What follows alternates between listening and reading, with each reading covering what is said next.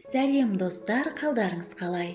Бүгін теріні ағартып, әжімдерді азайтатын жапондық маска жасаймыз. Ол үшін бізге біраз қасық күріш ұны керек. Ыдысқа біраз қасық күріш ұнын саламыз. Және біраз қасық зығыр дәндерін саламыз. Үстіне 200 мг су құйып, жақсылап араластырамыз.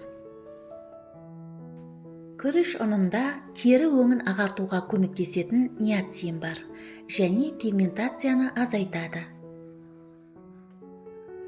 Қоспаны баяу отқа қойып 5 минут қайнағаннан кейін, үстіне кішкене бір ақжелкен шоғырын алып, майда бөліктерге кесіп, үстіне қосып араластырамыз.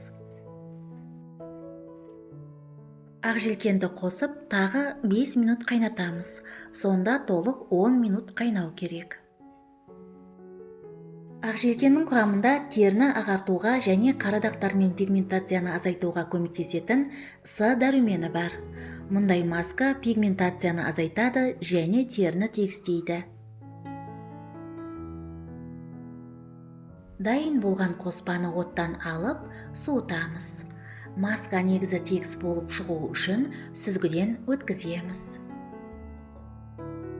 Бұл маска терідегі өлі жасушаларды кетіреді және тері тесігін тазалайды. Зығыр гелі теріні жақсы ылғалдандырады және теріні жұмсақ серпімдетеді. Достар, егер мені қолдағыңыз келсе, каналға жазылыңыз, лайк басыңыз, видео рецептпен достарыңызбен бөлісіңіз және жаңа рецепті жіберіп алмас үшін қоңырауды қосуды ұмытпаңыз. Дайын болған масканы шыны ыдысқа құйып, тоңазытқышта 2 аптаға дейін сақтауға болады.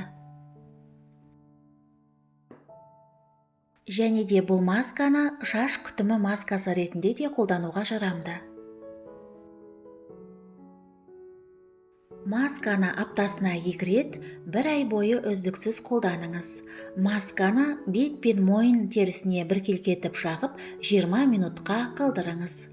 Содан кейін қалған масканы жылы сумен шайыңыз. Масканы аптасына шашыңызға 1 рет жасайсыз. Шашыңызға жағып, пленкамен орап, 1 сағат ұстап жуасыз.